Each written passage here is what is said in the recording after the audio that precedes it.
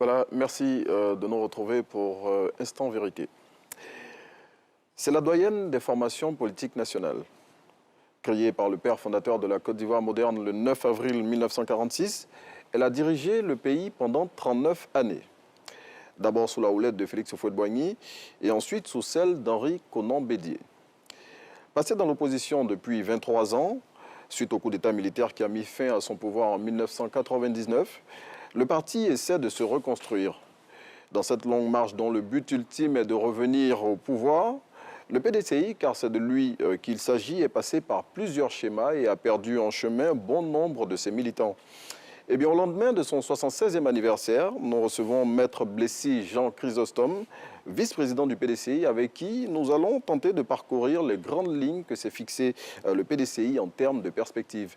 Maître Blessy, bonjour. Bonjour. Merci d'avoir répondu à l'invitation d'Instant Vérité. Dites-nous, contrairement aux éditions antérieures, le 76e anniversaire du PDCI a été célébré le samedi 9 avril 2022. C'était dans la sobriété et le recueillement dans la ville de Daoukro, en rupture totale avec tout ce qu'on a l'habitude de voir. Pourquoi cette formule? Je voudrais d'abord essayer de m'appesantir sur quelques mots qui concernent votre introduction. Oui, allons-y. Le PDCI n'essaie pas de se reconstruire. OK. Il faut savoir qu'après le stupide coup d'État de 1999, l'appareil politique PDCI n'a pas été affecté. OK. Et vous observerez qu'à l'intérieur du PDCI, c'est vécu une démocratie interne assez forte. Le président du parti s'est soumis à une élection avec plusieurs candidats qui étaient concurrents. Cela veut dire que le PDCI est resté solide, le PDCI est resté très fort, avec une démocratie interne qui était encore très vivace. Donc il n'est pas juste de dire que le PDCI cherche à se reconstruire. Le PDCI cherche à fortifier ses bases, à se consolider. Il ne s'agit pas de reconstruction. Maintenant, pour en revenir à la question... Vous appelez ça comme vous voulez, c'est une forme de reconstruction. Non, consolider ses bases... Non, la consolidation n'est pas oui. une reconstruction. La reconstruction, c'est donner beaucoup plus de force à quelque chose qui est déjà. Okay. Je voudrais dire... Mais consolider, est-ce que c'est pas donner... Consolider, c'est pas donner plus de force à ce qui est déjà... Donner plus de force, oui. Mais la chose existe déjà. Ok, allons-y. Je voudrais parler de ce 76e anniversaire. Oui. Oui, nous sommes dans un moment assez difficile pour le PDCI-RDA. Il y avait des raisons personnelles qui conduisaient à cette sobriété.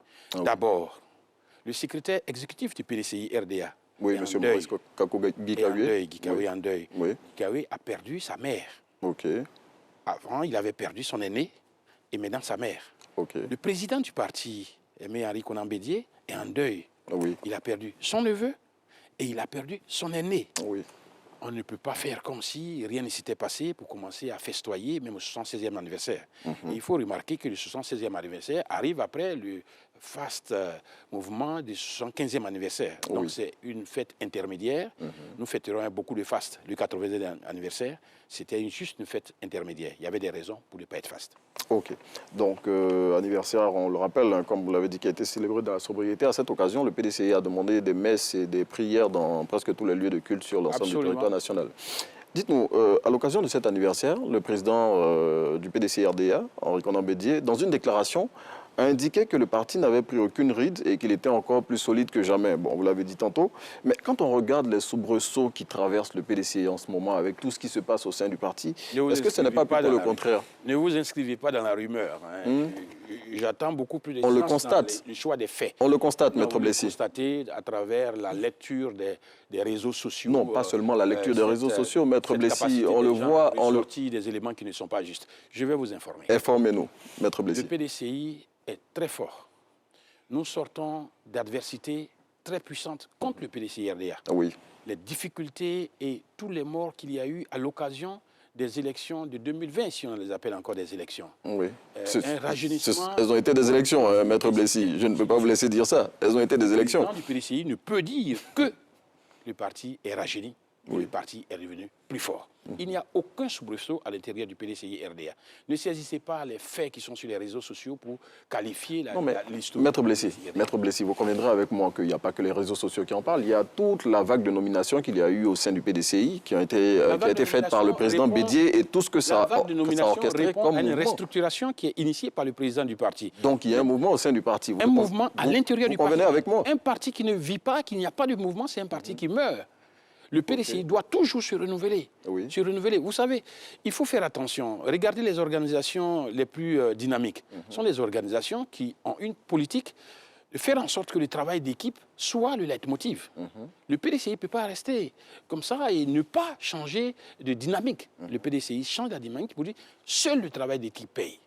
Et évidemment, lorsqu'on change de paradigme, lorsqu'on change de façon de travailler, il est sûr que tout changement, c'est mélancolie. Donc vous convenez avec moi qu'il y a quelque chose qui ne va pas, puisque si ça marche bien, quand une machine est bien huilée, qu'elle marche bien, on n'a pas besoin de changer les choses.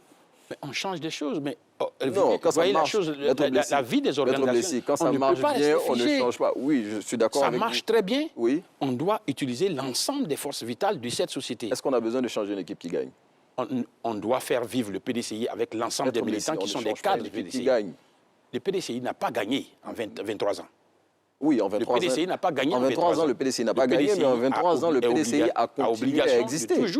Toujours s'adapter, rénover, moderniser, faire en sorte que la plupart, la majorité des cadres qui foisonnent dans ce parti puissent avoir des postes de responsabilité pour exprimer leur génie, leur talent, de sorte à ce que nous répondons à notre responsabilité historique qui est fait de la Côte d'Ivoire un pays prospère. Donc c'est l'explication, selon vous, de tous ces mouvements qu'il y a eu au sein du PDCI. Il fait en sorte que tous les cadres qui sont au sein du PDCI et qui ont... Absolument, on a besoin de moderniser le parti. Ok, mais Maître Blessy, je vais donner quelques exemples qui sont symptomatiques de ce qui se passe en ce moment au sein du PDCI. Avant la mise en place des nouveaux organes, vous me direz, c'est le secrétaire exécutif en chef qui proposait au président les délégués à nommer, ce qui lui octroyait un certain pouvoir. Absolument. Et ces délégués avaient des compétences qui s'étendaient aux questions électorales. Eh bien, M. Guikawi était également chargé du conseil régional qui est constitué de près de 8000 cadres politiques. C'est bien cela. Et ces cadres politiques étaient ventilés au sein des régions et des délégations. Mais avec le nouveau dispositif, les délégués sont désormais placés sous la tutelle de M. Georges-Philippe Ezalé et les questions électorales sont du ressort de M. Niamke Kofi. Bon, maître, au regard de ces quelques exemples que je viens de citer... C'est donc ce que vous appelez soubresaut à l'intérieur du PDCI. Et là, excusez-moi, vous êtes en train d'étaler votre méconnaissance complète de la vie de notre parti. Informez-nous. Je vous informe, et cela est important. Oui. La gestion des sections et des délégations a toujours été le fait d'un secrétaire exécutif qui est au secrétariat exécutif dirigé par le professeur Guikawi. Oui.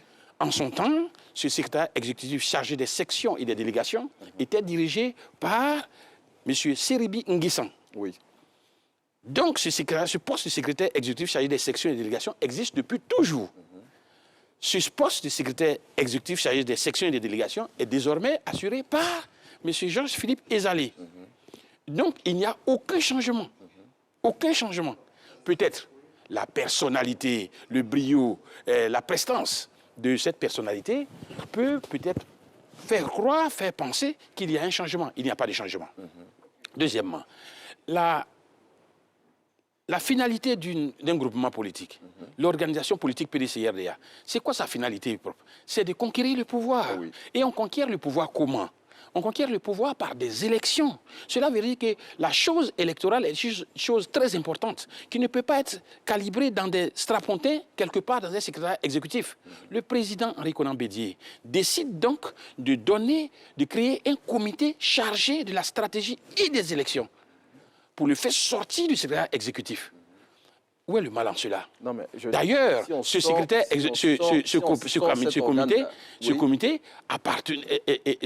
celui qui gère ce comité, était lui-même membre du secrétariat exécutif. Où est la difficulté à créer un comité? Maître Blessy, je vous écoute. Si on retire cet élément-là, comme vous l'avez dit, pour le confier à M. Ezalé, ça veut dire que... Non, pas M. Ezalé. Les élections sont gérées aujourd'hui par un comité dont le responsable est le professeur Niamke Kofi. Oui, le professeur Niamke Kofi. Donc si on sort cet organe-là pour le confier exclusivement au professeur Niamke Kofi, c'est quelque chose... Cela veut dire simplement que nous avons pris conscience que les fêtes électorales, la stratégie électorale pour les élections de 2023 et 2025 était une chose très importante. Donc, et qui devait être auparavant.